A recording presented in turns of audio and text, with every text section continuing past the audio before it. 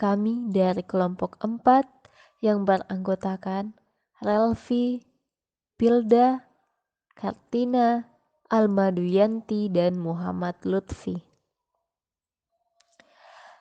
Kali ini akan membahas mengenai Language Acquisition Theory atau teori akuisisi bahasa.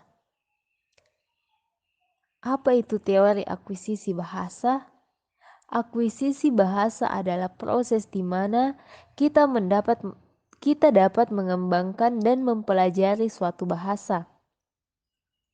Ini umumnya mencakup berbicara, mendengarkan, menulis, dan komunikasi secara keseluruhan. Kemampuan kita untuk memperoleh bahasa adalah sifat unik manusia karena meskipun bonobo, spesies primata, dapat menghasilkan vokalisasi dengan makna, burung dapat menghasilkan nyanyian, dan paus memiliki versi bahasanya sendiri. Tidak ada spesies di bumi yang kita kenal yang dapat mengekspresikannya. Jumlah ide abstrak yang tidak terbatas dengan rangkaian simbol yang terbatas, gerak, tubuh, kata-kata, dan suara.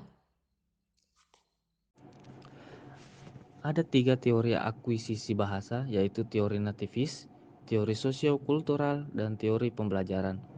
Tahapan teori akuisisi bahasa itu ada 5. Yang pertama tahap praproduksi, tahapan yang kedua adalah tahap produksi awal, tahap ketiga adalah munculnya pidato, tahap keempat adalah kefasihan menengah, dan tahap yang kelima adalah kefasihan lanjutan.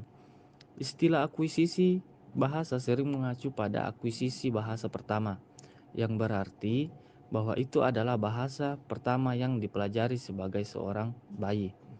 Namun ada juga istilah akuisisi bahasa kedua yang mengacu pada proses anak-anak dan orang dewasa ketika mereka mempelajari bahasa tambahan selain bahasa asli mereka.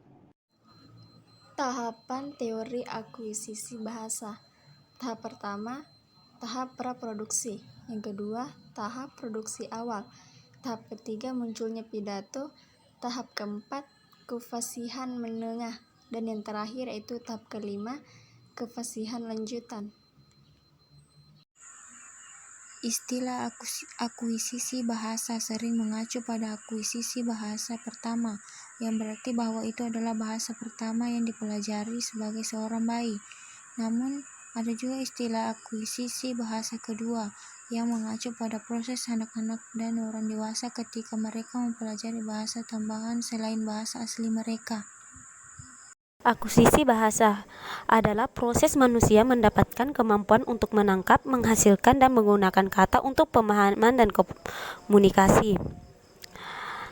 Akuisisi bahasa harus melibatkan struktur, aturan, dan representasi.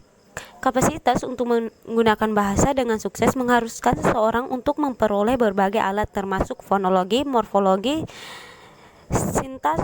sintaksis, semantik, dan kosakata yang luas. Bahasa bisa disuarakan seperti dalam pidato atau manual seperti dalam isyarat. Adapun teori akuisisi bahasa yaitu satu, teori akuisisi bahasa yang behavioristik. Menurut pandangan kaum behavioristik, kaum empiris, kaum mekanis, atau kaum anti-mentalistik berpendapat bahwa tidak ada struktur linguistik yang dibawa anak sejak lahir.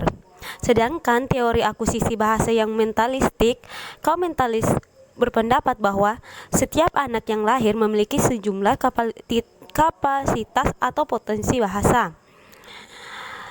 Dan teori akuisisi bahasa yang kognitif, tahun 60-an, kaum mentalis mengusulkan pendekatan baru yang dinamakan pendekatan kognitif atau cognitive approach. Pendekatan kognitif yang melahirkan teori kognitif dalam psikologi ini memang memandang bahasa lebih mendalam lagi.